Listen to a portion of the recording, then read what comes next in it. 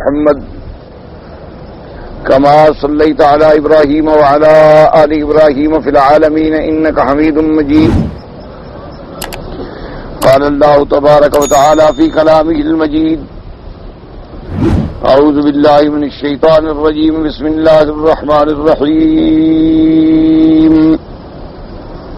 ويسألونك عن المحيض قل هو أذى فاعتزلوا النساء في المحيض ولا تقربوهن حتى يطهرن فإذا تطهرن فأتوهن من حيث أمركم الله إن الله يحب التوابين ويحب المتطهرين.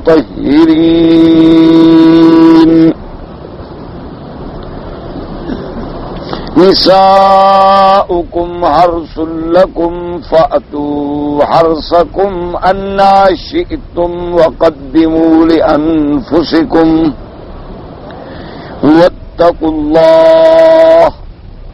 واتقوا الله واعلموا أنكم ملاقوه وبشر المؤمنين.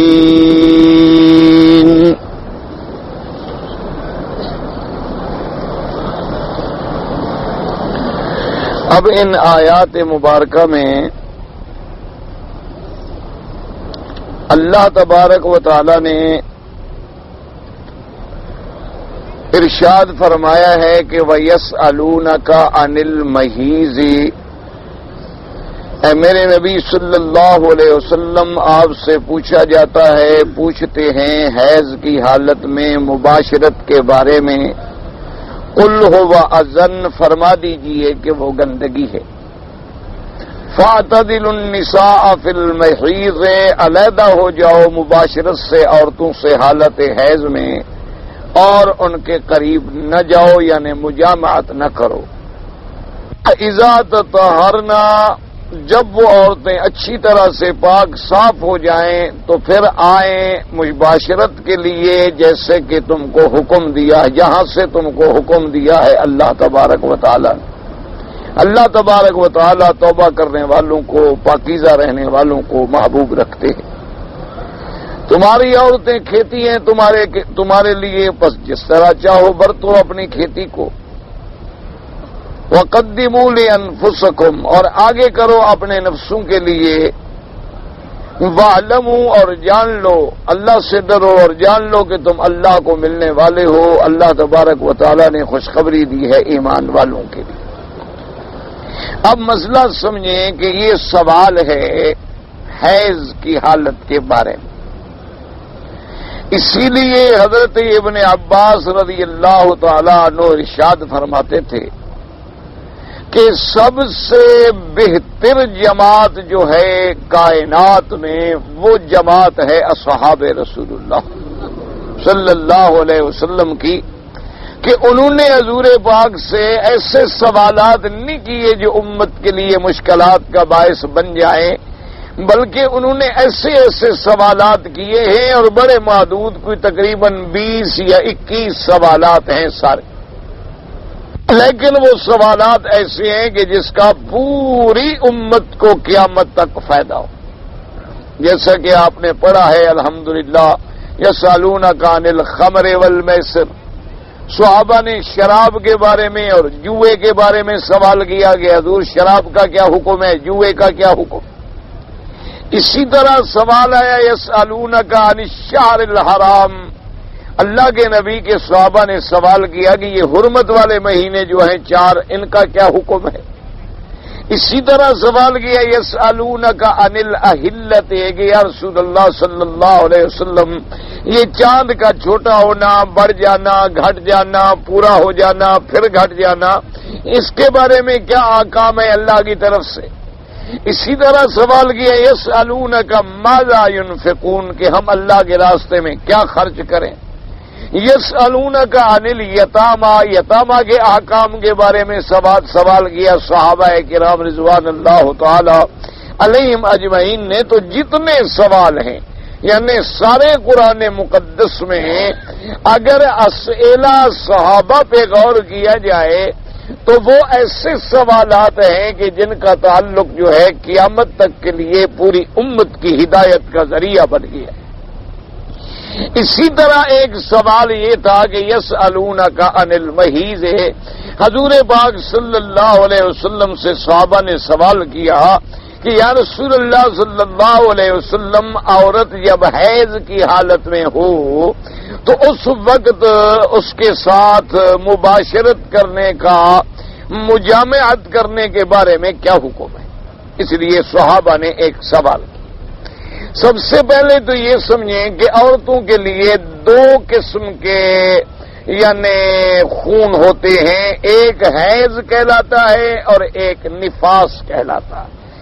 حیض تو اس خون کو کہا جاتا ہے جو ہر مہینے میں عورت کے لیے اللہ تبارک و تعالی نے اپنے نظام قدرت سے رکھا ہے کہ عورت جب بالغہ ہو جاتی ہے، جیسے احتلام جو ہے بچوں میں، لڑکوں میں علامت بلوغ ہے، اسی طرح حیض جو ہے وہ بھی لڑکیوں میں علامت بلوغ ہے کہ حیض آنا شروع ہو گیا، مانا اب لڑکی جوان ہو گئی اور بالغ ہو گئی. تو ہر مہینے میں جو حیض ہے، جیسے کہ حضور نے فرمایا ان اللہ کتب علی بنات آدم، اللہ تبارک و تعالی نے آدم کی بیٹیوں پہ یہ چیز لکھی ہے اور اس میں اس کی بہت بڑی حکمتیں ہیں. آپ نے دیکھا ہے نا کہ جب ایام عورت کے بند ہو جاتے ہیں، اگر خدا نہ خواستہ بیماری میں بند ہو جائیں تو عورت کے لیے کتنی تکلیفیں پیدا ہو جاتی ہیں. اچھا، اسی طرح سن یاس آ جاتا ہے کہ جب عورت کی عمر زیادہ ہو گئی، اب بھی ایام منقطع ہو جاتے ہیں، تو پھر بھی اس کا پورا نظام جو ہے وہ تبدیل ہو جاتا ہے. تو اللہ تبارک و تعالیٰ کی ہر چیز میں حکمتیں ہیں. تو حیض کی مدت جو ہے اس کے بارے میں امام ابو حنیفہ رحمت اللہ علیہ کے نزدیک کم سے کم مدت حیض جو ہے وہ 3 دن ہے، یعنی 3 دن سے کم نہیں ہو سکتا ہے، اور زیادہ سے زیادہ مدت جو ہے وہ 10 دن ہے، یعنی 3 دن سے کم بھی نہیں ہو سکتا اور 10 دن سے زیادہ بھی نہیں ہو سکتا. یعنی کیا مانا، اگر حیض آ رہا ہے اور 10 دن گزر گئے پھر بھی خون نہیں رک رہا تو اب یہ سمجھیں گے کہ یہ استحاضہ ہے، بیماری ہے، یہ حیض نہیں ہے، کیونکہ حیض کی مدت جو ہے وہ زیادہ سے زیادہ 10 دن ہوتی ہے اور کم سے کم مدت جو ہے وہ 3 دن ہوتی ہے. اور اکثر عورتوں کی عادت جو ہے وہ اس کے مابین ہوتی ہے. کیا مانا، کسی عورت کی عادت 5 دن کی، کسی عورت کی عادت 6 دن کی، کسی عورت کی عادت 7 دن کے لیے. تو اب جب ایام حیض آ جائیں، یعنی حیض کی ابتدا ہو جائے، تو حالت حیض کے اندر عورت نہ تو نماز پڑھے گی، نماز بند، مسجد کے اندر اس کا دخول بند، اسی طرح روزہ رکھنا بند. باقی ہے ذکر اذکار، یعنی اللہ کا نام لے لینا. حتیٰ کہ بعض علماء فرماتی ہیں کہ اس میں بھی احتیاط یہ ہے کہ عورت جو ہے صرف مفرد اسماء اللہ کا ذکر کرتی رہے اور قرآن مجید جو ہے وہ تلاوت کھول کے نہ کرے، ہاتھ نہ لگائے، کیونکہ ان دنوں میں وہ پاک نہیں. اگر کوئی پڑھانے والی لڑکی استانی ہے تو بچے قرآن پڑھیں تو ان کو مثلا کوئی غلطی کرائے تو ابتدائی آیت کا کوئی حرف بتلا دیا. لیکن بعض ائمہ فرماتے ہیں کہ ہاتھ لگانے میں، کھول کے پڑھنے میں، مس کرنے میں یہ تو اتفاق ہے کہ عورت نہ کرے کسی شکل میں بھی. باقی وہ کہتی ہیں کہ اگر اس نے یاد پڑھا ہے تو پڑھ سکتی ہے، اس لیے کہ حیض سے نکلنا اس کے اپنے ہاتھ میں نہیں. یعنی جنابت کی حالت میں تو عورت قرآن نہیں پڑھ سکتی، مرد بھی قرآن نہیں پڑھ سکتا جب حالت جنابت ہو.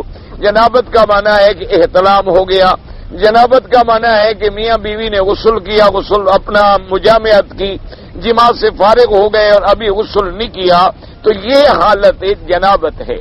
تو حالت جنابت میں تو قرآن پڑھنا منع ہے، اس لیے کہ جنابت سے نکلنا مرد عورت کے اپنے ہاتھ میں ہے کہ جلدی سے غسل کر لیں، بس فارغ ہو گئے، لہذا پاک ہو گئے، اس کے بعد اپنا نماز بھی پڑھیں، قرآن بھی پڑھیں، تلاوت بھی کریں.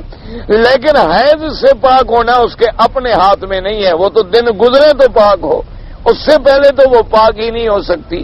تو اس لیے علماء نے فرمایا کہ اس حالت میں اس کو اللہ کا ذکر کرنے کی اجازت ہے اور وہ ذکر بھی کر سکتی ہے اور پڑھ بھی سکتی ہے، دعائیں بھی مانگ سکتی ہے. حتیٰ کہ ایام حج آ جائیں تو حالت حیض میں وہ احرام بھی باندھ سکتی ہے، حالت حیض میں غسل کرے، احرام باندھے، لبیک پڑھے، مینا جائے، عرفات جائے، مزدلفہ جائے، کنکری مارے، قربانی کرے، بال کٹائے، صرف نماز نہیں پڑھے گی اور طواف نہیں کرے گی، کیونکہ طواف بھی نماز کے حکم میں ہے، اور طواف پھر مسجد الحرام کے اندر داخل ہو کے کرنے والی چیز ہے، تو اس حالت میں اللہ تبارک و تعالی نے عورت کو منع کر دیا۔ اچھا، حالت حیض میں عورت نے نمازیں بھی نہیں پڑھی اور روزے بھی نہیں رکھے، لیکن اللہ کی رحمت یہ ہے کتنا اللہ نے اپنے بندوں پہ رحم فرما دیا ہے کہ روزے تو عورت قضا کرے گی۔ مثلا رمضان شریف میں اس کو 8 دن کے لیے حیض آ گیا، 8 روزے رہ گئے، تو اب رمضان کے بعد وہ 8 روزے قضا کرے گی، لیکن نماز کی قضا نہیں ہے، کیونکہ اب 8 دن میں 40 نمازوں کی قضا مشکل تھی، یعنی ایک قسم کی مشقت تھی، تو اللہ نے اپنے بندوں پہ وہ معاف کر دی کہ نماز کی قضا تو حائضہ پہ نہیں ہے، حالت حیض میں اس کو نماز قضا کرنے کی ضرورت نہیں ہوگی، لیکن روزے قضا کرے گی۔ لیکن اسی طرح ایک مسئلہ یہ بھی سمجھ لیں کہ مثلا بعض عورتیں ہیں، اس کو عادت ہے 5 دن کی، اب 5 دن گزر گئے، خون بھی بند ہو گیا اور نماز مغرب کا وقت داخل ہو گیا، اب وہ عورت سستی کر رہی ہے، غفلت کر رہی ہے کہ اچھا کوئی نہیں، ٹھیک ہے، ذرا کام شام کر لیں، فارغ ہو لیں، پھر عشاء کے بعد ایک ہی دفعہ میں نہا لوں گی، یہ غلط بات۔ جب عورت کا وقت پورا ہو جائے، اس کے دن مکمل گزر جائیں اور اس کے بعد نماز کا وقت آ کے فوراً غسل کرے، کیونکہ اب اگر اس نے نماز چھوڑی تو پھر ترک صلاۃ کی مرتکب ہو جائے گی، پھر وہ سب سے بڑے گناہ اور وعید میں آ جائے گی کہ بھی جب تیرے دن مکمل پورے ہو گئے اور بلیڈنگ بند ہو گئی، اب تیرا فرض ہے کہ تم فوراً غسل کرو اور غسل کے بعد فوراً نماز ادا کرو تاکہ تمہارے ذمے سے نماز نہ رہ جائے۔ اچھا، اسی طرح مثلا ایک عورت 12 بجے رات کو پاک ہو گئی، اب وہ سستی کر رہی ہے کہ ٹھیک ہے کل جب اٹھیں گے صبح تو پھر ابھی میں نے خاوند کے لیے ساری بھی پکانی ہے اور بچوں کے لیے کھانا بھی پکانا ہے، ان نے روزہ رکھنا ہے، میں صبح نہا دھو لوں گی، تو یہ غلط بات ہے۔ اب روزہ جو چھوڑ رہی ہے تو اب گناہ گار ہے۔ حالت حیض میں جو روزے چھوڑے تھے اس کا گناہ نہیں تھا، قضا تھی، اس کے ذمے گناہ نہیں تھا کیونکہ وہ تو مجبور ہے، لیکن اب 12 بجے پاک ہو گئی، ساری 4 بجے کرنی ہے، اس کا فرض ہے کہ سب سے پہلے غسل کرے، غسل کرنے کے بعد پھر ساری کے لیے تیاری کرے اور روزہ نہ چھوڑے۔ اگر اس نے تساہل کر دیا، غفلت کر کے روزہ چھوڑا، تو اب قضا بھی ہوگی اور گناہ بھی ہوگا کہ اللہ کے فرض کو اس نے بلا وجہ چھوڑ دیا۔ تو اس لیے سمجھ لیں، ایک تو مسئلے ہو گئے حیض کے، اور دوسرا مسئلہ ہوتا ہے نفاس۔ نفاس اس خون کو کہتے ہیں جو بچہ پیدا ہونے کے وقت میں شروع ہوتا ہے عورت کے لیے، ولادت ہوگی تو اب بلیڈنگ بھی شروع ہو جائے گی۔ اچھا، کبھی یہ بھی ہوتا ہے کہ اسقاط حمل ہو گیا، یعنی حمل گر گیا لیکن پھر بھی بلیڈنگ ہوگی، تو اس کو کہتے ہیں نفاس۔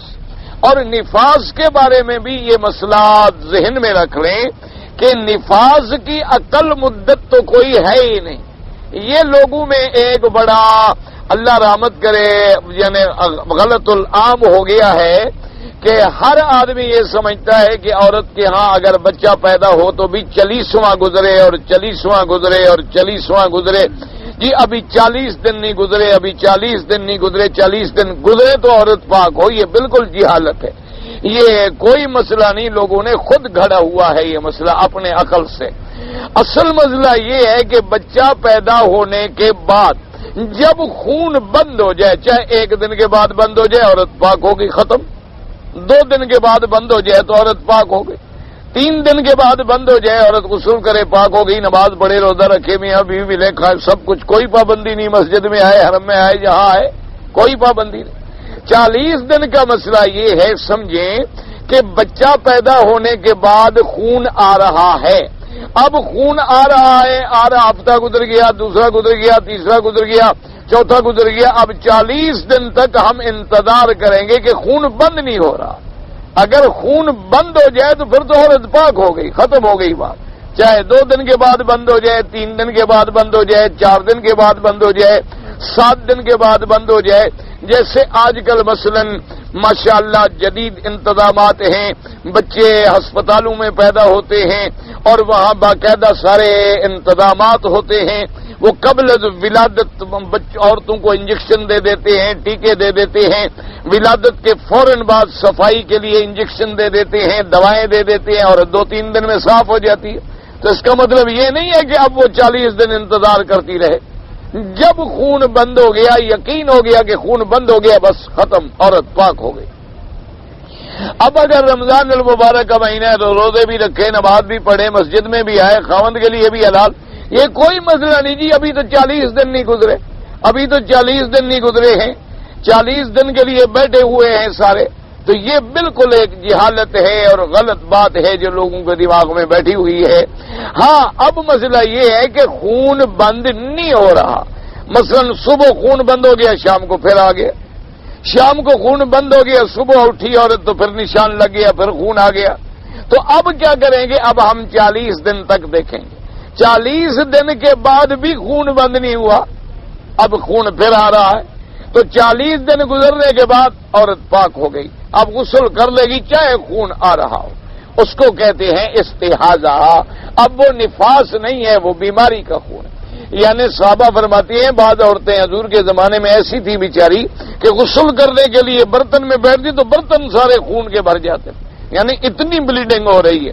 لیکن اس کے باوجود پھر وہ غسل کرے گی، نماز پڑھے گی، روزہ رکھے گی، سب کچھ کرے گی. اب چاہے وہ خون آتا رہے، وہ خون بیماری کا تو ہے، وہ خون نفاس کا نہیں ہے. اس لیے سمجھیں اب اگر کوئی خون آئے، جیسے مثلا ایک مرد کو بواسیر کا خون آ رہا ہے تو یہ تھوڑا ہے کہ نماز چھوڑ دے گا اس لیے کہ خون آ رہا ہے. اسی طرح کسی عورت کو بیماری ہو گئی تو فرق کیا جائے گا ایام حیض کے احکام کا، ایام نفاس کے احکام کا اور استحاضہ کے احکام کا. کہ اگر اس کے بعد بھی اب مدت انتہائی مدت، اقصا مدت جو تھی 40 دن وہ گزر گئی، لیکن خون پھر بھی آ رہا ہے تو اب اس کو ہم استحاضہ کہیں گے، لیکن اس کو ہم جو ہے وہ نفاس نہیں کہیں گے. تو اس کے لیے حکم کیا ہے کہ عورت غسل کرے گی، پاک ہو جائے گی اور اس کے بعد اپنا نماز پڑھے گی، روزہ رکھے گی، سب کچھ کرے گی. اب بیماری ہے لیکن نفاس نہیں ہے. اسی طرح سمجھ لو 10 دن کے بعد بھی خون آ رہا ہے. بعض عورتیں بیچاری 2 ہفتے 3 ہفتے خون بند ہی نہیں ہوتا تو وہ پھر بیماری شمار ہوگی، حیض شمار نہیں ہوگا، کیونکہ 10 دن سے زیادہ حیض نہیں ہو سکتا اور کم سے کم جو ہے وہ 3 دن جو ہے وہ حیض ہوگا. بہرحال یہ تو تھی حیض اور نفاس کی ایک تعریف.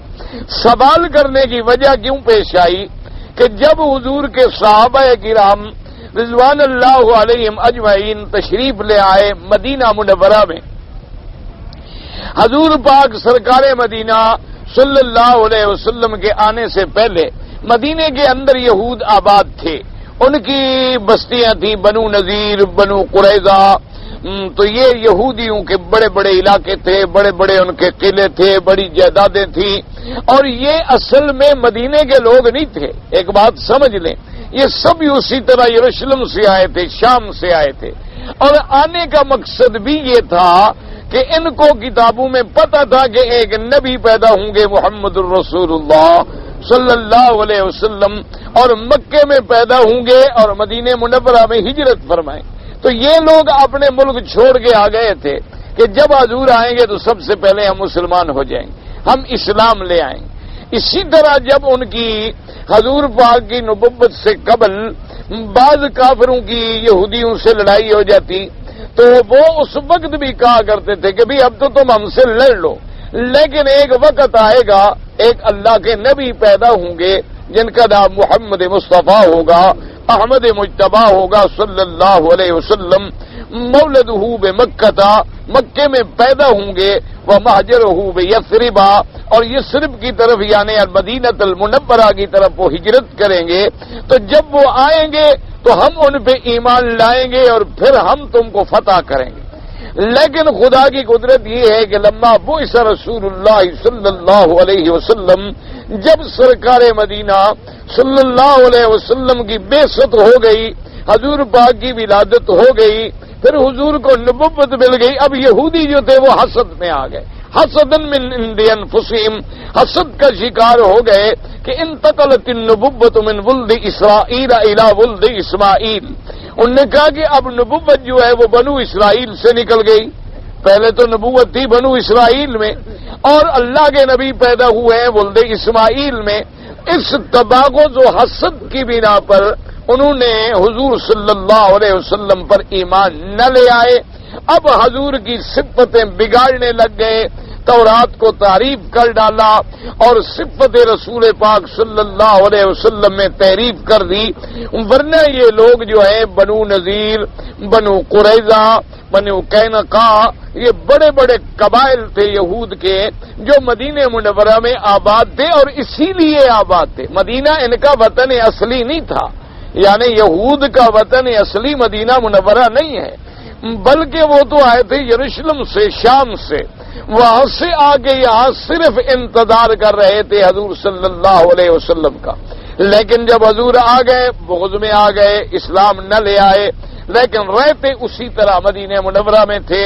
اور پھر ابتدا ہی سے یہ یہودی قوم جو ہے یہ بڑی یعنی کاروباری قوم ہے، اقتصادیات کا ان کو بہت بڑا تجربہ ہے، جیسے اب بھی پوری دنیا کی اکانومک لیور جو ہے اس پر ان کا ہاتھ ہے، وہ جب چاہیں جس وقت چاہیں جس ملک کو چاہیں اس کا بٹھا بٹھا دیں، کیونکہ آج کل پوری دنیا جو ہے وہ اسی مصیبت میں مبتلا ہے۔ تو اس وقت ان کا کنٹرول ہے پوری دنیا کی اکانومی پہ، اور لیور انہوں نے اپنے ہاتھ میں رکھا ہوا ہے، جب چاہیں جدھر چاہیں وہ فوری طور پر تباہی لاتے ہیں، اللہ معاف کرے۔ تو اس زمانے میں بھی کاروبار پہ ان کا ہاتھ تھا، یعنی اقتصادی طور پر یہ بڑے مضبوط تھے، بڑے بڑے انہوں نے گھر بنائے ہوئے تھے، بڑے بڑے قلعے بنائے ہوئے تھے، اور پھر اوس اور خزرج کے جو قبائل تھے ان کے یہ حلیف بنے ہوئے تھے، پھر ان کو آپس میں لڑاتے تھے۔ یہ مکار ہونا یعنی مکر و فریب اور اقتصادیات پہ غلبہ، یہ ان کی ابتدا سے جبلت ہے، اسی وقت سے لے کر آج تک ان کا مطمع نظر جو ہے یہی ہوتا ہے کہ پوری دنیا پہ کنٹرول جو ہے وہ کیسے حاصل ہوگا، جب پوری دنیا کی اکانومی پہ کنٹرول ہو جائے گا، تو جب اس پہ ہو جائے گا تو ساری دنیا ہمارے ہاتھ میں ہوگی۔ اس وقت بھی انہوں نے قبائل کو اسی طرح ہاتھ میں رکھا ہوا تھا، اوس کو، خزرج، جو بڑے بڑے قبیلے ان کو ایسے لڑا دیا کہ بعض قبائل ان کے حلیف بن گئے اور بعض قبائل ان کے حلیف بن گئے۔ یہ عبداللہ ابن ابی جو ہے رئیس المنافقین، یہ بھی ان میں سے تھا۔ اسی طرح بعد میں جو عبداللہ ابن سبا پیدا ہوا یہ بھی یہودی الاصل تھا۔ اسی طرح حسن بن الصباح پیدا ہوا، یہ بھی یہودی الاصل تھا۔ یعنی اسی لیے اللہ نے قرآن میں ہمیں خبردار کر دیا کہ لَتَجِدَنَّ أَشَدَّ النَّاسِ عَدَاوَةً لِلَّذِينَ آمَنُوا الْيَهُودَ وَالَّذِينَ أَشْرَكُوا، اللہ نے فرمایا کہ تم اگر مومنوں کے سب سے بڑے دشمن دیکھنا چاہتے ہو تو نمبر 1 یہود ہے، اور نمبر 2 پہ جو ہیں وہ مشرک ہیں۔ اسی لیے یعنی آپ دیکھ لیں بعثت رسول پاک صلی اللہ علیہ وسلم سے لے کر آج تک جتنا اسلام کے خلاف فتنے کھڑے ہوئے ہیں، وہ فتنے چاہے جنگ کی شکل میں تھے، وہ فتنے چاہے فکری جنگ کی شکل میں تھے، وہ فتنے چاہے علمی جنگ کی شکل میں تھے، وہ فتنے چاہے مذہبی جنگ کی وجہ، ان کے پیچھے یہودیوں کا ہاتھ۔ اور آج بھی جتنے فتن ہیں ان پہ اگر آپ نظر ڈالیں، مسجد اقصی میں آگ لگ جانا، اسی طرح آپ دیکھیں بابری مسجد کا شہید کر دیا جانا، چرار شریف کی کو آگ لگا دینا، یہ سب جو ہے یہ ایسے نہیں کہ اتفاق ہو گیا ایک مسجد ادھر گر گئی اور ایک ادھر گر گئی، یہ اتفاق نہیں ہے، یہ باقاعدہ ایک مربوط کڑیاں ہیں، یہ باقاعدہ ایک دوسرے سے جڑی ہوئی ہے۔ وہ عالم اسلام کی غیرت کو ذرا چیلنج کر رہے ہیں، دیکھتے ہیں کہ ان میں کیا ہے۔ ایک واقعہ کر کے دیکھ لیا کہ کیا کرتے ہیں، دوسرا دیکھ لیا کیا کرتے ہیں، تیسرا دیکھ لیا کیا کرتے ہیں۔ جب ان کو یقین ہو جائے گا کہ غیرت نام ہے جس کا گئی تیمور کے گھر سے، اب مسلمانوں میں کوئی غیرت شیرت نہیں ہے، یہ تو اپنی روٹی پہ لڑ رہے ہیں، اپنی کرسی پہ لڑ رہے ہیں، لڑتے مرتے رہیں گے، پھر وہ کیا کریں گے؟ نعوذ باللہ وہی مسجد اقصی کا ختم کرنا۔ کہ سب سے پہلے مسجد اقصی کو ختم کر کے ہیکل سلیمانی بنائے تاکہ ہمارا جو پرانا خواب ہے وہ پورا ہو جائے. تو یہ عداوت یہود تو قرآن میں موجود ہے. لتجدن اشد الناس، اللہ نے فرمایا اشد، معمولی عداوت بھی نہیں، ایک تو دین مطلق عداوت یا عداوت شدیدہ. اللہ نے عداوت شدیدہ نہیں فرمایا، عداوت بھی نہیں فرمایا، اشد الناس عداوت، سب سے زیادہ شدید عداوت رکھنے والے مومنوں سے کون ہے؟ الیہود. تو یہ وہ یہود تھے جو وہاں آباد تھے. اچھا، اب یہودی اپنے آپ کو اہل کتاب بھی کہلاتے تھے کیونکہ ان کے پاس تورات تھی، اور اپنے آپ کو موسیٰ علیہ السلام کی رسالت کا پابند بھی کہلاتے تھے، اور موٹی موٹی رسمیں جو ہیں جیسے عاشورہ کا روزہ رکھ لیا کہ بھی 10 محرم کو روزہ رکھ لیتے تھے کہ جی موسیٰ علیہ السلام کو کامیابی ہوئی اور فرعون غرق ہو گیا، ہم موسیٰ علیہ السلام کو ماننے والے ہیں.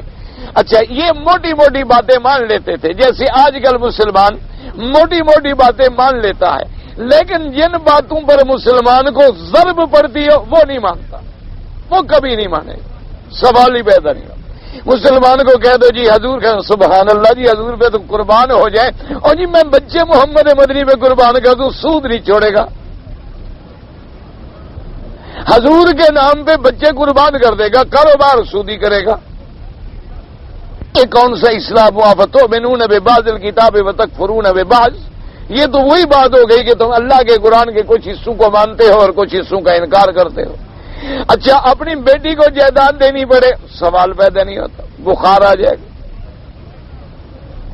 اچھا، اپنی بیٹیوں کی شادی کرنی پڑے اور بیٹی کے نام 10 15 20 مربع زمین ہو، مکان ہو، جائیداد ہو، وہ بیٹی مر جائے گی، شادی نہیں کرے. کیوں شادی کرے؟ جائیداد دینی پڑے گی. یہی عالم ان کا بھی تھا کہ جو موٹے موٹے مسئلے تھے وہ بھی مانتے تھے. جیسے ہم 12 کو جلوس نکال لیتے ہیں، جھنڈیاں لگا لیتے ہیں، حضور سے ہمیں بڑی محبت ہے، ہم بھی اپنے آپ کو جناب عاشقوں میں شمار کر لیتے ہیں اور نعتیں پڑھ رہے ہیں اور حضور کے نام پہ جناب جھوم رہے ہیں، اور نعت پڑھنے والے کے چہرے پہ داڑھی بھی نہیں. اس کو کہو بھی جی چھوڑو جی، یہ چھوٹا موٹا مسئلہ ہے. مولویوں کو تو دین بس داڑھی میں اٹکا ہوا ہے، بس مولویوں کو تو اور کچھ نظر نہیں. اور اللہ کے بندے، جب تم 2 تولے کا وزن حضور کے لیے نہیں اٹھا سکتے ہو تو اور کون سے پہاڑ مار لو گے؟ جب تم حضور صلی اللہ علیہ وسلم کی شکل اختیار کرنے کو تیار نہیں ہو، تم چند دنوں کے لیے جاتے ہو کسی ملک میں، واپس آتے ہو، تمہارا لباس اسی طرح، تمہارا اٹھنا بیٹھنا اسی طرح، اور 1400 سال گزر گئے محمد کے دین کا کلمہ پڑھتے ہوئے، ویسی شکل نہیں، ویسا لباس نہیں، ویسا عمل نہیں. تو اسی طرح اصل میں یہ تھا. اچھا، اب اس مسئلے میں بھی یہ تھا کہ یہود کی یہ عادت تھی کہ جب عورت کو حیض آ جاتا، جو آیت قرآن ہم پڑھ رہے ہیں جس مسئلے کو ہم نے سمجھنا ہے، کہ ان کی عادت یہ تھی کہ اگر عورت حیض میں ہے تو وہ بالکل عورت کو علیحدہ کر دیتے، بھی اس کو کمرہ بھی الگ، اس کے برتن بھی الگ، اس کا کھانا پینا بھی الگ، اس کا لباس بھی الگ، اس کی ہر چیز الگ. وہ کہتے بس عورت ناپاک ہو گئی ہے، اب یہ ہمارے قریب نہیں آ سکتی. اگر اس کے برتن کو ہاتھ لگ گیا تو بس وہ برتن پلید ہو گیا، اس پہ ہم کیسے کھائیں. جب تک عورت پاک نہ ہوتی تھی، جب اس کے ایام حیض گزر جاتے تو وہ جناب غسل کر کے پاک صاف ہو جاتی، تو وہ ہر چیز جو ہے وہ پھینک دی جاتی اور پھر عورت اپنے گھر میں آ جاتی. اب جناب عورت جو ہے ٹھیک ہے. یہودیوں کا یہ عالم تھا اور یہ جاہلیت میں ہوتا ہے. اچھا، ہندوؤں میں بھی ابھی تک ایسی باتیں موجود ہیں. اچھا، مسلمانوں میں بھی ہیں، مسلمانوں میں بھی اللہ معاف کرے. آپ نے دیکھا ہوگا نا، اللہ بچائے، چھوٹے چھوٹے بچوں کو یہ چیچک نکل آتی ہے، خسرہ، جس کو خسرہ کہتے ہیں یا چیچک بھی کہتے ہیں، چھوٹے چھوٹے نکل آتے ہیں اب بدن کے اوپر. پھر کوئی تو بڑے خطرناک ہوتے ہیں، داغ ہمیشہ رہ جاتے ہیں، بعض ہوتے نکلے اور صاف ہو گئے. اچھا، اگر کسی چھوٹے بچے کو خسرہ نکلا ہوا ہو یا چیچک ہو اور کوئی حیض والی عورت ہے تو وہ روکو بچے کو، سامنے نہ آنے دو، نہ آنے دو، نہ آئے گا تو بچے کی بیماری بڑھ جائے گی. یہ مسلمانوں میں بھی ابھی تک عادت ہے. مسلمانوں کے اندر بھی یہ چیزیں جو ہیں، یہ عادات ابھی تک موجود ہیں. اور وجہ کیا ہے؟ یہ ساری رسمیں منتقل کہاں سے ہوئی ہیں؟ ہندوؤں سے. ہندوؤں سے آئی ہے مسلمانوں میں، چونکہ ہندو اور مسلمان اکٹھے رہتے تھے تو ایک دوسرے کی تہذیب میں مسلمانوں کی تہذیب نے تو ان پہ اثر کیا نہیں، اس لیے کہ ہم تو نام کے مسلمان تھے، ہماری تہذیب تو تھی نہیں، اثر کیا کرتی؟ لیکن ان کی تہذیب جو تھی وہ ہم پہ اثر کر گئی، ان کی تہذیب جو تھی ہم پہ داخل ہو گئی۔ تو اسی طرح بہرحال ان کا بھی عقیدہ ہے کہ عورت جو ہے حیض والی اس کو دور کر دو اور بالکل علیحدہ کر دو۔ اب عورت ہمارے سامنے نہ آئے، اس کے برتن علیحدہ، کھانا علیحدہ، کپڑے علیحدہ، اٹھنا بیٹھنا لیٹنا سب ناپاک ہو گئی۔ اب جب مدینہ شریف میں صحابہ پہنچے تو اب دو خیال پیدا ہوئے۔ ایک تو خیال یہ پیدا ہوا کہ بھئی ہم کیا کریں، ہمارے لیے کیا حکم ہے؟ جب عورت حیض میں آ جائے، کیوں شریعت تو ابھی آنی شروع نہیں ہوئی نا، حضور پاک جب مکے میں تھے صرف توحید کا درس ہوتا رہا، مدینہ منورہ میں جانے کے بعد شریعت کے احکام آئے۔ تو اب صحابہ نے سوال کیا کہ یا رسول اللہ صلی اللہ علیہ وسلم، ہمارے لیے کیا حکم ہے کہ حالت حیض میں ہم اپنے عورتوں کے ساتھ کیا برتاؤ کریں، کیا رویہ رکھیں؟ ایک تو سوال یہ پیدا ہوا۔ اچھا، کچھ صحابہ جو تھے وہ یہودیوں کی دشمنی میں اتنے سخت ہو گئے تھے کہ یہودی ان کا بغض، یہودیوں کی دشمنی، یہودیوں کی عداوت کا رد عمل پیدا ہوا۔ تو انہوں نے کہا کہ یا رسول اللہ صلی اللہ علیہ وسلم، یہ یہودی جو ہیں حالت حیض میں عورت کو بالکل علیحدہ کر دیتے ہیں، ہم ان کی مخالفت کیوں نہ کریں، حالت حیض میں بھی ہم جماع کر لیا کریں۔ حالت حیض میں میاں بیوی آپس میں مجامعت کر سکتے ہیں یا نہیں کر سکتے؟ اب دیکھیں اسلام کتنا یعنی پاک مذہب ہے کہ اس کی ہر تعلیم میں پاکی ہے۔ یعنی آپ اندازہ فرمائیں، جو آدمی 5 دفعہ دن میں مسواک کرتا ہو، 5 دفعہ دن میں وضو کرتا ہو، اور ہر جمعہ کے دن کم از کم غسل کر رہا ہے، بدن کی صفائی کر رہا ہے، بغلوں کی صفائی کر رہا ہے، زیر ناف والوں کی صفائی کر رہا ہے، حجامت بنا رہا ہے، خوشبو لگا رہا ہے، وہ گندا ہو سکتا ہے؟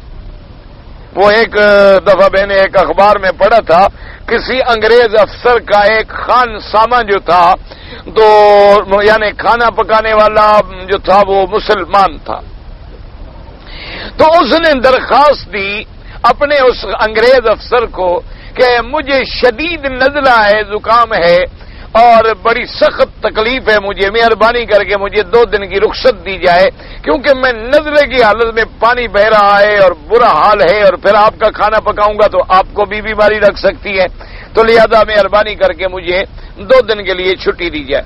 تو اس انگریز نے کہا کہ بھی وہ میرے ملازم کو بلاؤ دفتر میں آیا، اس نے کہا دیکھو چھٹی تو میں تم کو دے دیتا ہوں، تمہاری درخواست تو منظور ہے، تم 2 دن کے لیے چھٹی پہ چلے جاؤ، لیکن ایک بات ہے کہ تم اچھا مسلمان نہیں ہے۔ اس نے کہا کیسے؟ میں مسلمان ہوں، میں کلمہ پڑھتا ہوں، عجیب آدمی ہو، تم انگریز ہو کے مجھے کہتے ہو کہ میں مسلمان نہیں ہوں۔ اور نے کہا نہیں تم مسلمان ہے بٹ اچھا مسلمان نہیں ہے۔ اور کیا وہ کہتے ہیں، کہا دیکھو میں نہیں مان سکتا کہ جو آدمی روزانہ صبح کو اٹھ کے 3 دفعہ ناک میں پانی لے کے صاف کرتا اس کو نزلہ ہو نہیں سکتا۔ اس کا مطلب ہے تم نماز نہیں پڑھتا، بیمان ہے، تم مسلمان نہیں ہے، نام کا مسلمان۔ نماز پڑھتا ہے صبح کا؟ اس نے کہا نہیں پڑھتا۔ انہوں نے کہا اسی لیے پھر میں نے تم کو کہا کہ تم مسلمان نہیں ہے۔ تم اگر اپنے مذہب کا بندہ ہوتا، اپنے مذہب پہ پکا ہوتا، تو جو آدمی صبح کو روزانہ، اب مانا یہ نہیں ہوتا کہ نمازی کو کبھی نزلہ نہیں ہوگا، مانا یہ ہوتا ہے کہ اگر 1000 آدمی بے نماز ہے، 1000 آدمی پکا نمازی، اوسط نکالیں تو ادھر کم ہوگی ادھر زیادہ ہوگی، یہ مانا ہوتا ہے۔ یہ مانا نہیں ہوتا کہ کسی نمازی کو دیکھو جی یہ تو پکا نمازی ہے، اس کو نزلہ کیوں ہو گیا؟ اس کو تیری بلا سے ہو گیا ہو، ایک اور بے نمازی اس کو ٹکر گیا، اپنے نزلہ اس شریف بیچارے کو دے گیا، کیونکہ یہ بیماریاں تو متعدی ہیں، بھاگتی ہیں، لگتی ہیں ایک دوسرے کو، یہ تو ایسی بات نہیں ہے جیسے حضور نے فرمایا فر من المجذوم کفرارک من الاسد، آپ نے فرمایا جذام کی بیماری جو ہے، کوڑ کی بیماری جس کو ہو، اس سے ایسے بھاگا کرو جیسے آدمی شیر سے بھاگتا ہے، کیونکہ فوراً وہ تجاوز کرتی ہے۔ اسی طرح اللہ معاف کرے ٹی بی کی بیماری ہے یا نزلہ زکام کی بھی بعض بیماریاں متعدی ہوتی، بعض بیماریاں غیر متعدی ہوتی۔ تو بہرحال یعنی اب دیکھیں اسلام کا کتنا بڑا اچھا حکم ہے کہ آدمی استنجا کرے، پہلے ڈیلا استعمال کرے، پھر پانی استعمال کرے، اور جناب بعد میں باقاعدہ اپنے ہاتھوں کو دھوئے، تو کتنا اسلام صفائی والا مذہب، کتنی صفائی والا مذہب ہے. یعنی آپ حیران ہوں گے. میں ایک دفعہ میرے خیال میں پتہ نہیں پیرس کی بات ہے یا کس جگہ کی بات ہے، یاد نہیں ہے مجھے، بہرحال آپ کسی باہر کے ملک کی بات ہے، ایئرپورٹ پہ تو میرا کوئی سامان وامان رہ گیا، پتہ نہیں کیا رہ گیا، اس کی وجہ سے مجھے 2-3 گھنٹے خامخواہ بیٹھنا پڑ گیا انتظار میں. اب سامان ہی آئے تو بندہ باہر جائے، وہی تو قلمدان تڈی ہوتی ہے مولویوں کی. یہ تو لوگ مولویوں سے جلتے رہتے ہیں نا، کیوں کوئی ہمیں گھڑی دے گیا، کوئی کپڑا دے گیا، لوگ سمجھتے پتہ نہیں یہ بلا ہے، بادشاہ ہے، کیا کرتے ہیں، چوری کرتے ہیں، ڈاکے مارتے ہیں. یہ پتہ نہیں ہوتا کہ پتہ نہیں کہاں کہاں سے خدا ہمارا رزق بھیجتا ہے، کہاں کہاں سے اللہ تبارک و تعالیٰ اپنی نعمتیں جو ہمیں بھیجتا ہے، ہم شمار بھی نہیں کر سکتے، سوچ بھی نہیں سکتے. اور پھر اس کو اللہ کی رحمت سے ہم چلاتے رہتے ہیں. بھی خراب تو نہ ہو جائیں، کسی کو تو دے دیں، ہمارے گلے سے تو نکلے. بہرحال ادھر سے تو آگے ہدیہ قبول کر لیا، آگے کسی کو ہدیہ دے دیا.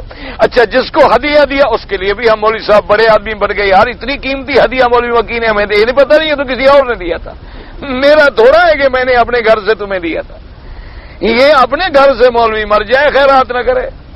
عجیب بات ہے، مولوی ایسا پاگل ہو گیا. کبھی مولوی کو دیکھا اپنے 11ویں کرتا ہوا؟ 11ویں کھاتا ہوا دیکھا ہوگا، کل شریف پر ختم پڑتا ہوا دیکھا ہوگا. اپنے باپ دادا مر جائیں مجالے کل کرے، وہاں کہے گا بس دعا مانگو جی، غریب آدمی ہے، مسکین ہے، دعا کرو بس. ہم کیا کریں، فقیر لوگ ہیں، معمولی تنخواہ ہے، کہاں سے خیرات کریں. اگر آپ کو اللہ توفیق دے تو میرے باپ کے چاول بھی تم پکا دو تو پھر میں ختم پڑھ دوں گا. یہ پھر انشاءاللہ کر دیں گے. تو اصل میں یہ ہوتا ہے ہم لوگوں کا، یہ اللہ پاک کا نظام ہے. ادھر سے آیا اس کو دے دیا، اس کے نزدیک بھی ہم امیر بن گئے. جو ہم نے پہن لیا اس کے نزدیک بھی ہم امیر بن گئے ماشاءاللہ. ان کے لیے بھی تو بہرحال میں انتظار میں تھا. تو اس وقت یہ ہوا کہ مجھے پیشاب وغیرہ کی ضرورت ہوئی. تو میں نے حمام میں، وہ وہاں باقاعدہ ڈپٹی پہ کھڑے ہوتے ہیں صفائی والے ہر وقت، اس کو میں نے کہا کوئی لوٹا چھوٹا کوئی چیز، اس نے کہا جی لوٹا تو ہے نہیں، یہاں تو رواج ہے نہیں، یہاں تو انگریزی ٹائلٹ ہے، یہاں تو اندر پیپر لگا ہوا ہے، کاغذ لگا ہوا ہے، بس کاغذ سے صفا کریں اور اپنا چلے جائیں. اس کے بعد تو باہر سے ہاتھ دھو لے. اس کے دعوت میں نے کہا نہیں، وہ تو خیر مجبوری میں تو جائز ہے، شریعت میں بھی جائز ہے، اتنا مسئلہ تو ہم بھی سمجھتے ہیں. لیکن بہرحال یہ ہے کہ اتنا بڑا ایئرپورٹ ہے، دنیا کا کہتے ہیں بڑا خوبصورت ملک ہے، یہاں ایک لوٹا چلو ویسے تو مسلمانوں کے لیے رکھ دیا کرو. میں نے کہا جی ہم کیا کریں، ہم تو چپراسی ہیں، نوکر ہیں، ہمارے دل میں تو خیر کچھ نہیں ہے. تو اب ایک انگریز عورت وہاں کھڑی تھی، تو وہ سمجھ نہیں رہی تھی کہ مجھے کون سی انگریزی آتی تھی. ہم بھی تو ایسے ویسے گزارا کر رہے تھے نا، آدھا اشارہ، آدھا عربی، آدھا پنجابی، آدھا انگریزی. ہم بھی تو وہ اس طرح گزارا کر رہے تھے. وہ بیچاری اس نے جا کے اس چپراسی سے پوچھا کہ یہ کیا کہتا ہے. تو اس نے کہا کہ یہ کہتا ہے کہ یہاں برتن نہیں ہے، مجھے حمام میں جانا ہے. تو اس نے کہا کہ اچھا یہ مسلمان ہے؟ اس نے کہا ہاں پتہ معلوم تو ایسے ہوتا ہے.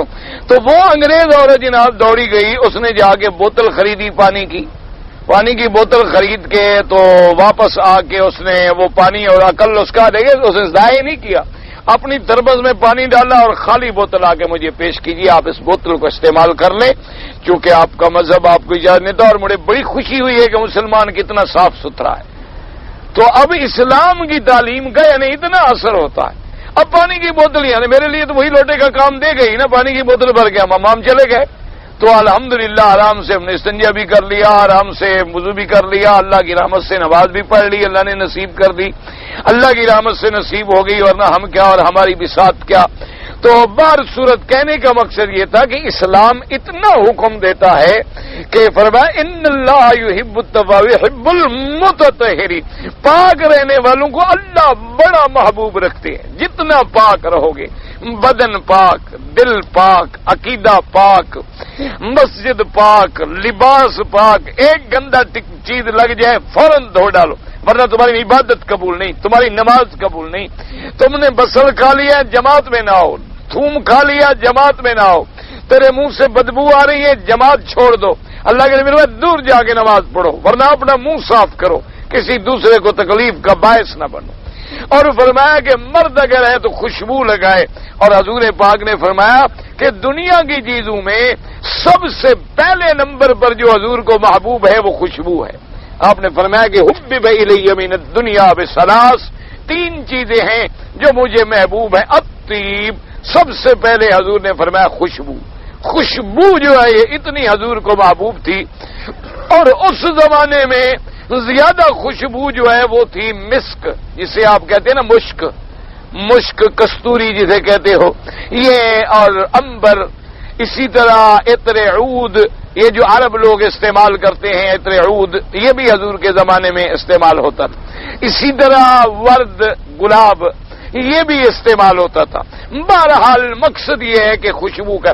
اچھا، عورت کے پاک ہونے کے لیے بھی اندازہ کرو اسلام کتنا حکم دیتا ہے کہ عورت کے جب ایام حیض ختم ہو گئے، مثلا 6 دن کی عادت ہے، رات پوری ہونے والی ہے، رات گزرے گی، فارغ ہو جائے گی، تو آخر میں حکم ہے کہ عورت کپاس اپنے بدن کے اندر رکھے تاکہ تسلی ہو جائے کہ کوئی خون باقی تو نہیں، اور اس کے بعد پھر خوشبو والی کپاس اپنے بدن کے اندر رکھے تاکہ اندر کی رائے یا کرائے جو ہیں وہ نچڑ جائیں اور اس کا بدن صاف ہو جائے. یا اسی طرح جیسے عرب میں رواج ہے، آپ نے دیکھا ہوگا یہاں عود یا کوئی لوبان یا بخور لے لیتے ہیں، انگارے پہ رکھتے ہیں، پھر دھواں نکلتا ہے خوشبو والا، تو یہ جلا کے عورت اس کے اوپر کھڑی ہو جائے تاکہ پورے بدن کے اندر خوشبو آ جائے اور گندا پانی جو ہے وہ نیچے گر جائے اور بدن صاف ہو جائے. تو اسلام نے کتنی نظافت دی ہے. تو اللہ نے حکم دیا، اللہ نے فرمایا میرے مدنی اپنے صحابہ کو بتلا دو کہ یہودیوں کی دشمنی کا معنی یہ نہیں کہ کسی کی دشمنی میں ہم اپنی شریعت بدل ڈالیں، وہ افراد میں پڑ گئے ہیں. اگر عورت حیض میں ہے، عورت کے ساتھ کھانا جائز، لیٹنا جائز، بیٹھنا جائز، میاں بیوی کا محبت پیار کرنا جائز، ایک رضائی کے اندر اکٹھے لیٹنا جائز، بوسہ دینا جائز، صرف جماع نہیں کر سکتے، یعنی میاں بیوی مجامعات نہیں کر سکتے. حالت حیض کے اندر ہر عمل میاں بیوی آپس میں کر سکتے ہیں لیکن جمع نہیں کر سکتے. قل ہوا اذن، کیونکہ وہ خون جو ہے وہ گندگی ہے اور اللہ نے مسلمانوں کو گندگی سے دور رکھا ہے. اور یہ معنی بھی نہیں کہ یہودیوں کی طرح عورت کو نکال دو کہ ناپاک ہو گئی، ناپاک ہو گئی، ناپاک ہو گئی. کیا ناپاک ہو گئی؟ اگر ایام حیض میں ہے عورت، اس نے کھانا پکایا ہے، کھاؤ، کیوں اس کے ہاتھوں میں حیض تھوڑا ہے.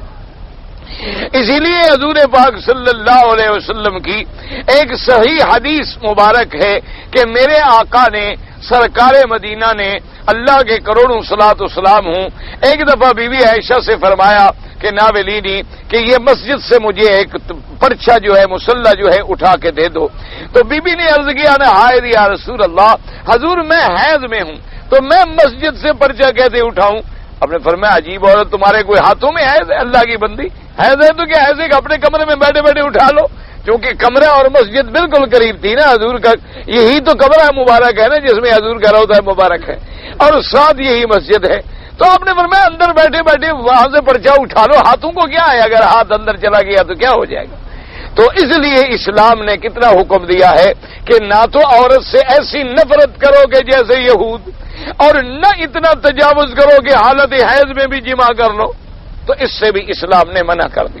اچھا، اگر کوئی آدمی اللہ نہ کرے، اللہ نہ کرے، اللہ نہ کرے، کسی نے بعض اوقات کچھ نوجوان لوگ ہوتے ہیں جذبات پہ قابو نہیں رکھ سکتے. اچھا، کچھ عورتیں بھی ایسی ہوتی ہیں، اللہ معاف کرے، بعض ان کی شہوانیت جو ہے بڑی مردہ ہوتی ہے، سرد عورتیں ہوتی ہیں، ان کی خواہش بیداری نہیں ہوتی. اور بعض عورتیں جو ہے اتنی جذباتیت میں مبتلا ہوتی ہیں کہ وہ ٹھنڈی ہی نہیں ہوتی. اگر کبھی خدا نہ کرے میاں بیوی نے ایسی حرکت کر لی تو توبہ کریں، اللہ تبارک و تعالیٰ کے آگے توبہ کریں، استغفار کریں اور ایسے گناہ سے بچنے کی کوشش کریں جس میں اللہ نے قرآن میں منع کیا ہے اور فرمایا ہے کہ یہ گندگی ہے، اس سے بچو، اس سے دور ہٹو. حتیٰ کہ بعض روایات میں یہ بھی آیا ہے کہ اگر میاں بیوی نے غلطی کی اور حالت حیض میں مل بیٹھے، توبہ بھی کریں اور کچھ خیرات صدقہ بھی کریں. حتیٰ کہ بعض علماء نے تو بعض روایات کے پیش نظر یہ بھی لکھا ہے کہ اب دیکھو غلطی انہوں نے کب کی ہے، جب حیض کا زور تھا یا حیض ختم ہونے والا تھا.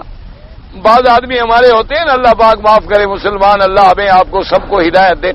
بعض ہوتے ہیں نا کہ مثلا عورت کا آج رات حیض پورا ہو گیا، بھی 6 دن گزر گئے لیکن ابھی عورت نے غسل نہیں کیا تو وہ میاں بیوی کہتے ہیں کہ کل غسل تو اس نے کل ویسے کرنا ہے نا، تو چلو ہم مجامعت کر لیں، صبح غسل کر لے گی، وہ حید والا بھی ہو جائے گا، جنابت والا بھی ہو جائے گا، یہ بھی حرام ہے۔ چاہے اس کے دن گزر جائیں، جب تک وہ غسل نہ کرے، جب تک وہ پاک نہ ہو جائے، میاں بیوی کا لیٹنا حرام ہے۔ یہ نہ سمجھا جائے کہ بھی 6 دن تو گزر گئے، اس کے حیض کے دن پورے ہو گئے، اب اس نے نہانا تو ہے صبح کو، چلو میں بھی اپنا فائدہ اٹھا لوں، ایک ہی مرتبہ نہا لے گی، تو یہ حرام ہے، یہ ناجائز ہے، کیونکہ حکم ہے فَإِذَا تَطَهَّرْنَ، جب عورتیں پاک ہو جائیں، اور وہ پاک کب ہوں گی؟ جب غسل کریں گی، جب غسل کرنے کے بعد عورت پاک ہو جائے، صاف ہو جائے۔ اچھا ویسے بھی اللہ معاف کرے، اللہ معاف کرے، یہ تو ہمارا ایمان ہے نا جی، قرآن نے کہہ دیا آمنا وصدقنا، حضور نے فرما دیا آمنا وصدقنا، جب اللہ کا نبی فرما دے مسلمان کو تو بحث میں پڑھنے کی ضرورت ہی نہیں ہے۔ لیکن آج آپ تحقیق کر لیں طبی نقطۂ نظر سے، تو باقاعدہ یہ بات کتابوں میں ثابت ہے کہ اگر حالت حیض میں میاں بیوی ملے تو دونوں کو ایسی ایسی خطرناک بیماریاں ہو جاتی ہیں، جس کو سوزاک ہو جاتی ہے، کسی کو عطشک ہو جاتی ہے، ایسی بیماریاں ہو جاتی ہیں، اللہ معاف کرے گا، جو دونوں کے لیے بڑی تباہی کا باعث ہوتی ہے۔ اچھا کبھی ایسی بیماریاں ہو جاتی ہیں کہ عورت آئندہ بچہ پیدا کرنے کے قابل نہیں رہتی، حالانکہ معمولی غلطی ہے، لیکن طبی نقطۂ نظر سے کیوں جب میاں بیوی مجامعت کریں گے تو وہ گندا خون جو ہے اگر مرد کے عضو تناسل میں ایک قطرہ بھی داخل ہو گیا، سوزاک ہو گئی یا عطشک ہو گئی، کیوں کچھ نہ کچھ تو ہوگا ہی، لازمی بات ہے۔ اگر خون جو ہے جب اس سے ایک چیز مس کرے گی تو کچھ نہ کچھ تو اثرات اس کے اندر آئیں گے، اس لیے اسلام نے ان چیزوں سے منع کر دیا کہ ایسی حرکت نہ کریں۔ اگر ہو گئی ہے تو کیا کرو؟ توبہ کرو، توبہ کرنے کے بعد اللہ توفیق دے تو خیرات بھی کریں، صدقہ بھی کریں، اور آئندہ ایسی حرکت بالکل نہ کریں۔ ایک مسئلہ تو یہ ہو گیا۔ نمبر 2 مسئلہ یہ ہے کہ جب وہ پاک ہو جائیں فَأْتُوهُنَّ مِنْ حَيْثُ أَمَرَكُمُ اللَّهُ، اب تم اپنی بیوی سے جماع کرو لیکن جس طرح تم کو اللہ نے حکم دیا ہے۔ آگے اللہ نے فرما دیا، وضاحت کر دی کہ نساؤکم حرث لکم، عورتیں تمہارے لیے ایسی ہیں جیسے کھیتی ہوتی ہے، تو جیسے کھیتی میں بیج ڈالتے ہو اور پھل آتا ہے، اسی طرح جو نطفہ ہے یہ گویا تخم انسانی ہے، یہ بھی پھل ہے، یہ بھی بیج ہے، اور جب بچہ بچی ہوگا تو گویا وہ پھل ہے۔ تو اس سے ہمیں یہ سبق ملا۔ آگے اللہ نے فرما دیا فَأْتُوا حَرْثَكُمْ أَنَّا شِئْتُمْ، اپنی کھیتی والی جگہ میں تم عورت سے جماع کرو جس طرح چاہو۔ اچھا اس سے بعد بدبختوں نے یہ لے لیا جیسے شیعہ کے نزدیک عورت کو فرج میں جماع جائز ہے، دبر میں الٹی طرف سے بھی جائز ہے، ان کے وہ کہتے ہیں قرآن نے کہہ دیا انا شئتم، جہاں سے چاہو کرو۔ تو حالانکہ اس بات کو بھول گئے کہ اسی آیت میں 2 لفظ ہیں، ایک لفظ ہے فَإِذَا تَطَهَّرْنَ فَأْتُوهُنَّ مِنْ حَيْثُ أَمَرَكُمُ اللَّهُ، اس طرح سے، اس مکان سے جس مکان سے تمہیں حکم دیا ہے اللہ نے، اور دوسرا لفظ کیا ہے حرث لکم، کہ تمہاری کھیتی ہے، اور الٹی طرف جو ہے وہ کھیتی کی تو جگہ ہی نہیں، وہاں سے تو کوئی بچہ پیدا ہی نہیں ہوتا، کھیتی کی جگہ ہی قبول ہے، دبر تو ہے نہیں۔ اسی لیے حضور پاک نے فرمایا من اتا امرأۃ فی دبرہا، ایک حدیث میں ملعون من اتا، وہ آدمی سب سے بڑا لعنتی ہے جو اپنی عورت کو الٹی طرف سے جماع کرتا ہے، حضور نے فرمایا اس پہ اللہ کی لعنت ہے۔ اسی طرح حضور صلی اللہ علیہ وآلہ وصحابہ وسلم تسلیما کثیرا کثیرا نے فرمایا یہ عمل لوط ہے، اور اسی طرح عمل لوط کی سزا کیا ہے کہ فاعل بھی اور مفعول بھی، یعنی لڑکے نے لڑکے سے بدکاری کی تو دونوں کو قتل کر دو، اور بعض ائمہ فرماتے ہیں قتل کرنے کے بعد آگ میں ڈال دو، اور امام ابو حنیفہ رحمۃ اللہ علیہ فرماتے ہیں کہ اگر کوئی لوتی لواطت کرے، یعنی لڑکا لڑکے سے بدکاری کرے یا کوئی لڑکی سے بدکاری کرے، یعنی زنا کے علاوہ دبر میں یا خامد عورت کے دبر میں، فرماتے ہیں اونچے مقام پہ کھڑا کر کے گرا دو، جب مر جائے تو اوپر پتھروں کی بارش کر دو، جیسے اللہ نے قوم لوط کو سزا دی تھی۔ تو لہذا باقی یہ مانا کہ انا شئتم کا کیا مانا ہے کہ بھی تم اپنی عورتوں کو کھیتی والے مقام سے، کیا مانا کہ یعنی یہ تمہارے لیے پابندی نہیں ہے تم لیٹ کے مجامعت کرو، تم کروٹ کے بل مجامعت کرو، تم کھڑے ہو کے مجامعت کرو، تم بیٹھ کے مجامعت کرو، عورت کو اوپر لٹا کے مجامعت کرو، وہ تمہاری مرضی ہے، جو چاہو کرو، جس طرح چاہو لذت اندوز ہو، جس طرح چاہو تم اس سے لذت کو حاصل کرو، لیکن آپ نے پابندی لگایا، فرمایا فی سمام واحد، فرمایا خبردار جگہ وہی استعمال کرنی ہے جو کھیتی والی ہے، اس کے علاوہ اگر تم نے تجاوز کیا تو تم پہ لعنت بھی ہوگی اور تم اپنے عذاب کے مستحق بھی ہو جاؤ گے۔ تو اللہ تبارک و تعالی نے ہر بات ہمیں سمجھا دی ہے تاکہ ہم قیامت تک کسی غلطی میں مبتلا نہ ہو جائیں۔ اور آج کل جو فلموں کے عذاب آئے ہیں، آج کل جو یہ بلیو پرنٹ کے عذاب آئے ہیں، آج کل یہ ڈش کے جو عذاب آئے ہیں، دعا کریں اللہ مسلمانوں کے گھرانوں کی حفاظت فرمائے، اللہ تبارک و تعالی مسلمان کے بچوں بچیوں کی سب کی حفاظت فرمائے اور ان کو ہدایت دے اور قرآن و سنت کے مطابق زندگی گزارنے کی توفیق دے۔ اب تو نعوذ باللہ ثم نعوذ باللہ ثم نعوذ باللہ، یعنی ایسے ایسے طریقے ایجاد کیے جاتے ہیں کہ اگر شیطان بھی ہو، میرے خیال میں شیطان خود بھاگ جاتا ہو، کہتا ہوگا یہ تو میرے بھی باپ ہے، مجھے کیا ضرورت ہے یہاں رہنے کی۔ وہ کہتا ہوگا یہ تو وہ طریقے ہیں نا جو ان کو آتے ہیں مجھے بھی نہیں آتے۔ بلکہ اسی لیے بعض بزرگوں نے لکھا ہے کہ اب لوگ اتنی یعنی اپنا فسق و فجور میں آگے بڑھ گئے ہیں کہ پہلے یہ انتظار کرتے تھے شیطان کو بہکانے کی، اب شیطان ان کے پاس روزانہ حاضر ہو کے کام سیکھتا ہے کہ سرکار مجھے حکم دو آج میں کیا ڈیوٹی ادا کروں، کیونکہ اب یہ اتنا آگے بڑھ چکے ہیں، اتنا آگے چلے گئے ہیں۔ اللہ معاف فرمائے، اللہ معاف فرمائے کہ آدمی سن کے حیران ہوتا ہے کہ عورتوں کی ناف میں شراب ڈال کے ان کے عضو تناسل میں زبان سے پیتے ہیں۔ اب اندازہ کر سکتے ہیں آپ، تصور کر سکتے ہیں آپ؟ کتنے لوگ آتے ہیں مسئلہ پوچھتے ہیں جی اگر عورت کا دودھ خامند کے حلق میں چلا جائے تو مسئلہ کیوں چلا جائے، کیسے رسی تھی گلے میں اٹک گئی تیرے، تم نے چوسا تو چلا گیا نا، ایسے کیسے چلا گیا؟ زبردستی آج سے 30 سال پہلے تو کوئی بات نہیں تھی، کسی کے حلق میں نہیں گیا بیوی کا دودھ۔ لوگ تو یہ بھی ڈرتے تھے کہ دودھ اگر ایک گلاس میں پیتے تھے بچ جائے تو بیوی کا تو تم نہ پینا، حالانکہ شریعت میں یہ منع نہیں ہے، شریعت میں یہ حرام نہیں۔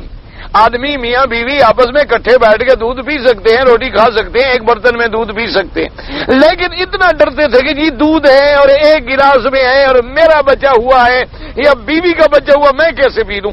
اب بیوی کا دودھ جو تیرے اندر چلا گیا وہ کیسے چلا گیا؟ انا للہ و انا الیہ راجعون۔ اللہ تبارک و تعالی رحمت فرمائے۔ یاد رکھو ایک بات، لذت بھی حلال میں ہے، لذت بھی اسلام کے طریقوں پہ۔ دیکھو نا جی، آپ دیکھیں اگر عورت کو اریاں کر کے بٹھا دو کتنی دیر دیکھو گے؟ اسی لیے بلے شاہ رحمت اللہ علیہ بڑے بزرگ گزرے ہیں، اللہ کے بڑے ولی تھے اور بڑے شاعر بھی تھے اور بڑے موحد بھی تھے، بہت بڑے موحد بھی تھے، اللہ سب کی قبروں پہ رحمت فرمائے۔ تو وہ فرماتے تھے اپنی زبان پنجابی میں کہ اگر عورت مہربان ہو جائے تو کیا کرے گی؟ بھانڈا کھول کے پیشاب دا وکھاؤں دی۔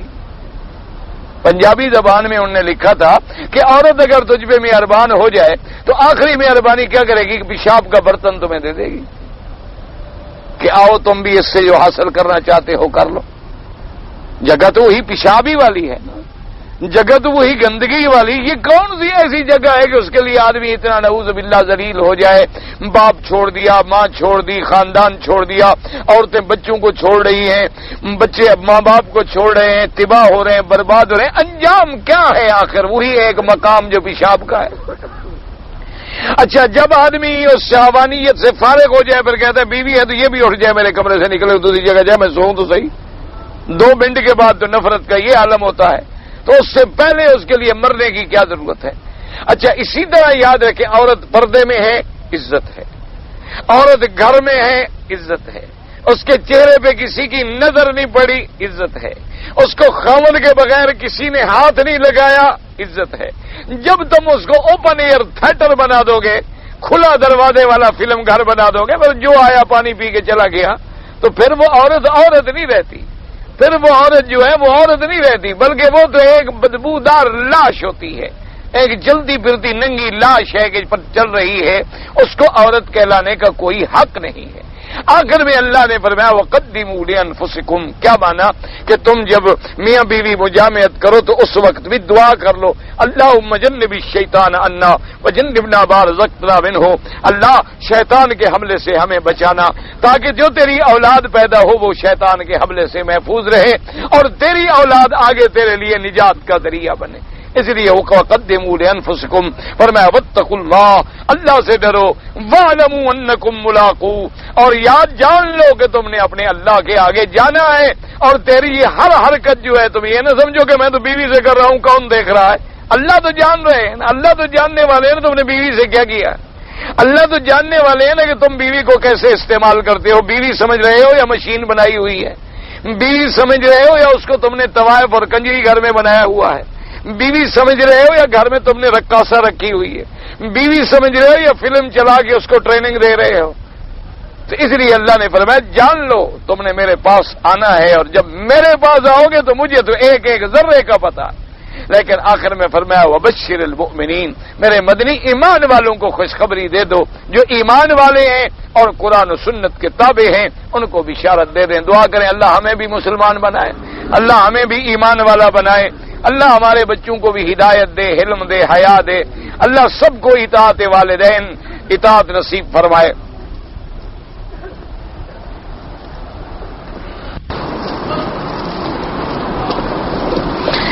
کہتے ہیں جی ہمارے ہاں ایک مسجد میں آدمی ہے، وہ جب نماز شروع کرتا ہے تو یوں نہیں کرتا بلکہ یہاں مار کے پڑھ، یہ تو بس تماشا ہے جو مرضی آئے، میں آج کل تو لوگوں کا مرضی یوں کر کے بعد، حالانکہ یہ کون سی حدیث میں کہ بھی یہ ہاتھ یہاں مونڈے پہ رکھو اور یہ یہاں رکھو، یہ کہاں ہے؟ ہاتھ کے بارے میں حکم ہے کہ یہاں ہو، سینے پہ باندھ لو، گردن کے نیچے باندھ لو، جہاں باندھ لو، یہ تو حدیث میں ہے آمنا و صدقنا، جو بات حدیث رسول میں ہے آمنا و صدقنا، کیونکہ اللہ کے نبی کا قول رد نہیں ہو سکتا، ہمیشہ یاد، جتنے جہان کے قول ہیں وہ رد ہو سکتے ہیں الا قول الرسول صلی اللہ علیہ وسلم۔ اللہ تبارک و تعالی ہمیں اتباع سنت کی توفیق دے، اللہ پاک ہمیں اتباع کتاب و سنت کی توفیق، یہ نہیں ہے تکبیر میں باقاعدہ ہاتھ نہیں کھڑے کھڑے یوں کر لیا، کھڑے کھڑے نماز تو ہو جائے گی، لیکن حدیث مبارک میں یہ حکم ہے کہ تیرے ہاتھ کندھوں کے برابر ہوں، ہتھیلیاں قبلے کی رخ ہوں، اور پھر ہاتھ باندھو تو یہ جگہ جو ہے یہاں آئے، چاہے ادھر باندھو، چاہے سینے پہ باندھو، چاہے ناف پہ باندھو، لیکن ہاتھ صحیح طریقے سے باندھو۔ بہرحال نماز تو ہو جاتی ہے، لیکن دعا کرو اللہ اس سے بھی ہمیں بھی ہدایت دے۔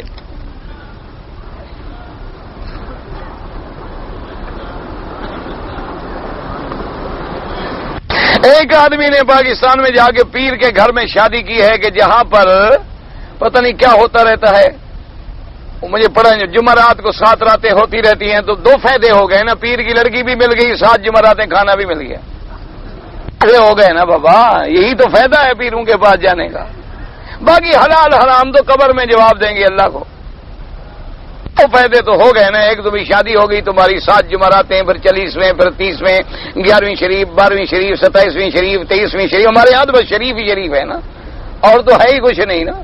اللہ کے بندے یہ ساری چیزیں بدعت ہیں، اللہ نے تمہیں موقع دیا ہے، ان کو تبلیغ کرو، ان کو دین پہ ایستا ایستا ایستا ایستا، کیونکہ اب اللہ نے ان کے گھر میں تمہیں جانے کا موقع دیا ہے تو بدعت مٹانے کی کوشش کرو، لیکن طریقے سے، حکمت کے ساتھ، یہ نہیں کہ پہلے دن تمہیں ڈنڈے مار کے بگا دیں۔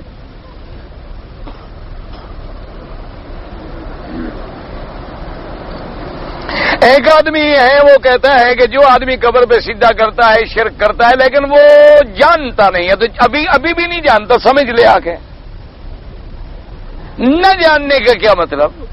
نہ جاننا علیحدہ بات ہے، سوال یہ ہے کہ کلمے پڑھنے کے لیے حکم ہے کہ جان کے پڑھو، فَاعْلَمْ أَنَّهُ لَا إِلَٰهَ إِلَّا اللَّهُ، تو نہ جاننے کا کیا مطلب ہو؟ اگر نہیں جانتا تو آگے پوچھ لے، کوئی ساری زندگی جہاں رہتا ہے وہاں بھی علماء موجود ہیں، جس کو کہہ رہا ہے کہ میں نہیں جانتا اسی سے سمجھ لے۔